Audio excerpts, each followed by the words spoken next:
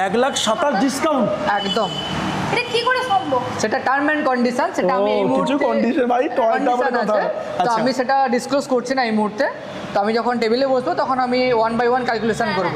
ওকে। এবারে তুমি যে গাড়িটা টেস্ট ড্রাইভ নিলে, যেটা হাই ক্রস, তাতে কিন্তু ওটা তুমি বুঝতেই পারছো ওটা প্রিমিয়াম সেগমেন্টের গাড়ি, একদম। ওতে দিয়ে কিন্তু কোনো ডিসকাউন্ট হবে না। আচ্ছা ওকে, আরেকটা গাড়ি যেটা এই মুহূর্তে আমাদের কাছে খুব ডিমান্ডেবল হতে চলেছে, Okay. মানে আগে প্রথম থেকে ছিল, এখন রিসেন্টলি ডিমান্ডেবল, Okay. এটা হচ্ছে রুমিয়ন। রুমিয়ন তো রুমিয়নও ডিসকাউন্ট আছে 25,000, তাতেও টার্ম অ্যান্ড কন্ডিশন আছে। আচ্ছা, আপনাদের টয়টার গাড়ি স্টার্টিং হচ্ছে কত থেকে? 7,90,000 থেকে স্টার্টিং অন রোড প্রাইস। আচ্ছা, আর কিছু ডিসকাউন্ট তো টেবিলে বসলে হবে? ওটা টেবিলে বসলে হবে, তখন হবে। আমি ডিসক্লোজ করবো। মানে 5 সিটার 5 সিটার গাড়ি ওটা, গ্ল্যাঞ্জা হচ্ছে 5 সিটার 5 seater। হ্যাশব্যাগে।